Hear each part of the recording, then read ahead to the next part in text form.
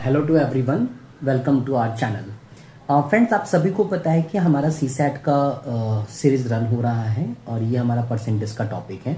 Continue करते हैं आज की वीडियोस को। इससे पहले हमने परसेंटेज के ऊपर में कुछ वीडियोस अपलोड किए हैं। आई थिंक 3 वीडियोस अपलोड हैं। तो जिन बच्चों ने पहले प्रीवियस वीडियोस नहीं देखे वो देख लीजिए, क्योंकि सारे कॉन्सेप्ट वहीं पर हैं। ठीक है, पहले ही वीडियोस में मैंने सारे कॉन्सेप्ट दिए हैं। उसके बाद थ्रू आउट वीडियोस हम सिर्फ प्रीवियस ईयर के क्वेश्चंस आपके साथ डिस्कस कर रहे हैं। ठीक है, बेसिक पैटर्न था। मैं वापस से आज एक बार क्लास में रिकैप कर दूं, फिर हम कंटिन्यू करेंगे लेक्चर को। हमने यहाँ पे अभी 2-3 चीजें पढ़ी थी। पहला हमने पढ़ा था कि किसी भी पैटर्न के क्वेश्चंस को हम, जब हमें कोई बेस नहीं पता होगा तो हम 100 एज्यूम करके बनाते हैं, पहला। दूसरा हमने पढ़ा था इनवर्सली प्रोपोर्शनल रिलेशन, मतलब जिसको हमने विक्रमानुपाती संबंध कहा था। और एक तीसरा पढ़ा था सक्सेसिव चेंज। इस 3 के बेसिस पे हमारे पूरे के पूरे प्रॉब्लम्स सॉल्व कर रहे हैं हम, किसके? परसेंटेज के। ठीक है, चलिए बढ़ते हैं आज के क्वेश्चंस की तरफ। आज का क्वेश्चन क्या कहता है? आज का क्वेश्चन पहला कहता है कि अगर P का मान 40% of O and 65% of B है। P का मान कितना है? 40% of A and 65% of B। Sorry, and नहीं है, प्लस 65% ऑफ B। ठीक है, और Q का मान 50% of A and 50% of B है। ठीक है, जहां पे A is greater than B है, ऐसा क्वेश्चन ने कहा है। ठीक है, तो बताना है कि इन दिस कॉन्टेक्स्ट, इसके संदर्भ में दिया हुआ कौन सा कथन सही होगा। P बड़ा होगा Q से, Q बड़ा होगा P से, P और Q बराबर होगा, या हम किसी भी कंक्लूजन पे नहीं पहुंचेंगे। हमें इन 4 में से कोई एक बात बतानी है कि कौन सा बात इस डेटा के अकॉर्डिंग आपको समझ में आता है। तो हम जरा Q की वैल्यू लिख ले। Q की वैल्यू कितनी है? 50% of A plus 50% of B। ठीक है, अगर बच्चा मैं इसको थोड़ा सा मिनिमाइज करूं, यहां पे मैंने गलती से प्लस लिख दिया है, इसको ऑफ कर लेते हैं। ठीक है, अगर मैं यहां पे इसको थोड़ा सा मिनिमाइज करूं तो 40% को अगर मैं डेसिमल में कन्वर्ट करूं तो मैं आसानी से 0.4 A लिख सकता हूं। 65% को अगर मैं कन्वर्ट करूं तो 0.65 B लिख सकता हूं। वहीं अगर मैं यहां पे कन्वर्ट करूं तो इसको मैं 0.5 A और इसको मैं 0.5 B लिख सकता हूं। इसके अलावा मेरे पास कुछ भी नहीं है क्वेश्चन में न्यूमेरिकली। एक चीज और गिवन है कि A ग्रेटर देन B है, A ग्रेटर देन B है। जब तक आपको A और B की वैल्यू नहीं पता होंगे, क्या गैप है, कितना ज्यादा बड़ा गैप है, मतलब 1 का गैप है, डेसिमल में गैप है, ठीक है, या 2 का गैप है, 3 का गैप है, क्योंकि यहां पे A और B की कोई एग्जैक्ट वैल्यू अवेलेबल नहीं है, हम कभी भी नहीं बता सकते हैं कि P बड़ा है या Q बड़ा है, P बड़ा है या Q बड़ा है। आप ऐसा कुछ भी यहां पर क्लियरली नहीं बता पाएंगे। इस बात को ध्यान रखिएगा, ठीक है ना। इस बात को ध्यान रखिएगा कि ऐसा हम कुछ भी नहीं बता सकते हैं। अगर किसी बच्चे को चेक करना है तो आप रैंडम वैल्यू लेके चेक कर सकते हैं, पर मैं यहां चेक नहीं कर रहा हूं। आप रैंडम वैल्यू ले लीजिए ना कि B की वैल्यू को हम अगर 1 मानते हैं, B को और A को हम 2 मानते हैं, तो क्या रिलेशन आता है। अगर मान लीजिए B की वैल्यू को हम 1 मानते हैं और A की वैल्यू को हमने 1.25 माना, तो क्या रिलेशन आता है। तो आप उसको चेक कर सकते हैं। यहां पे मुझे इतना पता है कि इस बेसिस पे आप रिलेशन निकाल सकते हैं कि we have not a defined value of A and B। हमारे पास A और B का कोई डिफाइंड वैल्यू नहीं है, इसलिए यहां पे ऑप्शन डी करेक्ट होगा कि इसका कोई डेफिनेट रिजल्ट नहीं मिल सकता है। ठीक है, चलिए बढ़ते हैं दूसरे क्वेश्चन की तरफ। सेकंड क्वेश्चन कहता है कि a student has get a 40 marks. चलो हिंदी में पढ़ लेते हैं इस क्वेश्चन को। एक छात्र को परीक्षा में पास होने के लिए 40 अंक प्राप्त करने हैं। कोई भी बच्चा अगर एग्जाम में तभी पास होगा जब उसके पास 40% नंबर होगा। आपको पता है कि अगर बच्चा, आप पेपर देते हो तो आपके नंबर या तो अंक में गिने जाते हैं या तो प्रतिशत में गिने जाते हैं। तो अगर यहां पे बात हो रही है कि अगर हम प्रतिशत की बात करें तो आपको 40% अंक लाने पड़ेंगे किससे होने के लिए? पास होने के लिए। ठीक है, आगे कहता है क्वेश्चन कि मान लीजिए उसे 30 अंक मिलते हैं और वो 30 अंकों से फेल हो जाता है। मतलब उसने स्कोर किया 30, ठीक है, और वो फेल हो रहा है, और फेल होने पे उसको कितने नंबर की कमी हो रही है? 30 नंबर की और कमी हो रही है। ठीक है, यानी कि वो बच्चा 30 नंबर लाया था और वो 30 नंबर से फेल हो गया। मतलब अगर मैं कॉपी में उसके 30 नंबर जोड़ दूं तो वो बच्चा पास हो जाएगा। यानी पास होने के लिए मुझे कितना नंबर चाहिए? 60 नंबर चाहिए। पास होने के लिए कितना नंबर चाहिए? 60 नंबर चाहिए। तो क्वेश्चन पूछ रहा है तो परीक्षा में अधिकतम अंक क्या होगा। ध्यान रखिएगा, अधिकतम अंक का मतलब आपसे पूछा जाता है एग्जाम कितने नंबर का हुआ है। मतलब क्या, अगर मैं बात करूं तो 100% की वैल्यू पूछी जा रही है। एग्जाम चाहे 10 नंबर का हो वो भी अपने आप में 100% है। एग्जाम अगर 20 नंबर का होगा तो भी हम मैक्सिमम नंबर को 100% मानते हैं। चाहे एग्जाम 80 नंबर का हो तो भी उसको हम 100% मानते हैं। तो यहां पे क्या समझ में आ रहा है कि क्वेश्चन मुझसे 100% की वैल्यू मांग रहा है जिसकी वैल्यू हम x मानेंगे। ठीक है, क्वेश्चन में एक लाइन ऊपर कहा था कि अगर उस बच्चे को पास होना है तो उसको 40 नंबर चाहिए, 40% चाहिए। यानी कि 40% की वैल्यू कितनी हो जाएगी, 60 हो जाएगी। 60 क्यों हुई, क्योंकि 30 नंबर वो बच्चा लाया था और वो बच्चा 30 नंबर से ही फेल हुआ है। तो अगर वो बच्चे की कॉपी में 30 नंबर ऐड हो जाए, ज्यादा आ जाए, तो बच्चा 60 नंबर से पास हो जाएगा। यानी 40% इक्वल टू कितना होगा, 60। यहां पे बच्चा कैचिया गुना कीजिए, x का मान कितना आ जाएगा आपका 60 मल्टीप्लाई बाय 100/40।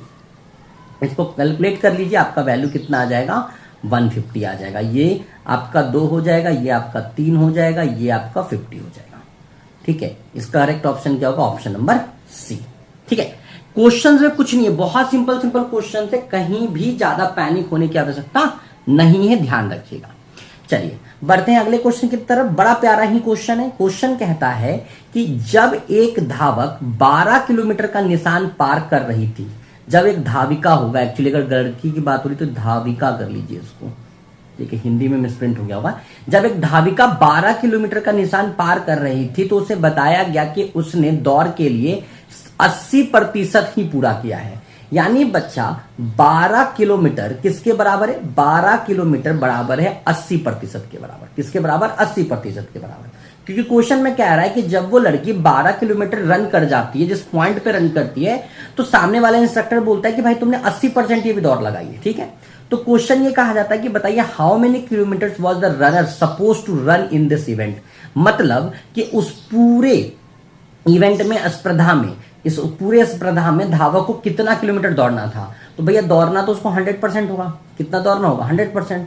100% की वैल्यू कितनी मान लो, x। यहां पे अगेन वापस से कैचिया गुना लगाओ, तो कैचिया गुना को इंग्लिश में क्रॉस मल्टीप्लिकेशन रख कहते हैं। ठीक है ना, 100 मल्टीप्लाई बाय 12/80। तो ये 20 से कट जाएगा 4 बार में, ये 5 बार में, यहां पे 3 बार में। तो ये आपका आंसर 15 हो जाएगा। अच्छा, बहुत सारे बच्चों को लग रहा होगा कि आप अचानक परसेंटेज साइन कैसे हटा देते हैं।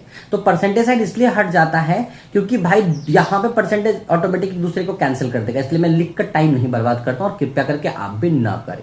ठीक है, चलिए बढ़ते हैं अगले क्वेश्चन की तरफ। आज मैं थोड़ा वीडियो को, क्योंकि क्वेश्चन बहुत सिंपल है, ऑलरेडी 3 वीडियोस डाल चुका हूं इसके ऊपर, और मेरे ख्याल से जिन लोगों ने तीनों वीडियोस देखे हैं उनके लिए बहुत ज्यादा ये पैनिक नहीं कर रहा होगा। ठीक है, तो वीडियो में बने रहिए और लास्ट तक जरूर देखिए। वीडियोज में हर क्वेश्चंस को मैंने आपको बताया है कि कितने शॉर्ट और सिंपल तरीके से आप सॉल्व कर सकते हैं एग्जाम में। ठीक है, चलिए ये क्वेश्चन है, A and B are 2 heavy steel blocks. A और बी, मान लो ये ए है और ये बी है, ये 2 ब्लॉक्स हैं। ठीक है, ये दोनों स्टील के ब्लॉक्स हैं। If B is placed on the top of A, अगर मैं ए के ऊपर में बी को प्लेस कर देता हूं, ठीक है, द वेट इंक्रीजेज बाय 60%। जैसे ही इसको इसके ऊपर रखा गया, ओवरऑल वेट 60% से बढ़ जाता है। ओवरऑल वेट 60% से बढ़ जाता है। How much weight will reduce with respect the total weight of A and B if B is remove with the top of A. अगर मान लो इसको मैं टोटल वेट एज्यूम करता हूं और अगर मैं यहां से बी को रिमूव करता तो बी को रिमूव करने के बाद ए बचेगा। तो क्वेश्चन ये पूछना चाह रहा है, बताइए कितना परसेंट आपका भार कमेगा, कितना प्रतिशत आपका भार घटेगा। तो बेटा अगर आपको याद हो तो कल मैंने आपको आईपीआर बताया था। आईपीआर में मैंने क्या कहा था कि भाई जो चीज पहले है, देखो इनिशियली तो अगर इस क्वेश्चन में देखा जाए तो ए तो पहले अकेले ही था, ए अकेले था, उसके बाद जैसे ही मैंने इसके ऊपर बी रखा ये 60% बढ़ गया। ठीक है, फिर क्वेश्चन कह रहा है कि बी इसमें से रिमूव कर दो, वापस से ए हो जाएगा, बताओ कितना प्रतिशत घटा। तो जो कंडीशन पहले था वही कंडीशन बाद में आया है। तो मैंने कहा था अगर इनिशियल फाइनल आपका सेम जा रहा हो तो आईपीआर लगाओ। आईपीआर का लॉजिक क्या था, सबसे पहले 60% का फ्रैक्शन वैल्यू लगाइए। 60% का फ्रैक्शन वैल्यू होता है 3/5। अगर कोई मान 3/5 से बढ़ रहा है तो वो मान 3/8 से घटेगा। इसके लिए मैंने आपको एक बहुत सिंपल सा कॉन्सेप्ट बताया था, इफ अ नंबर, ठीक है, या terminology increased by a/n, that always decreased bye a/n+a। अगर किसी को याद हो तो कल मैंने कुछ ऐसा लिखा था कि अगर मान लो कि वो नंबर 1/n से इंक्रीज कर रहा है, ठीक है, तो वो 1/n+1 से डिक्रीज करेगा। तो यहां पे +1 क्यों आता? क्योंकि न्यूमरेटर की वैल्यू बनती है। यहां पे +2 कब होता है? जब न्यूमरेटर की वैल्यू 2 होती है। यहां पे क्योंकि न्यूमरेटर मतलब अंश की वैल्यू 3 है, इसलिए यहां पे 5 की जगह हमने क्या लिखा है? 8 लिखा है। और 3/8 कितना हो जाएगा? 3 × 1/8। 1/8 की वैल्यू आपकी होती है 12.5, 12.5। और 12.5 में 3 से मल्टीप्लाई करोगे 37.5 आपका आंसर होगा।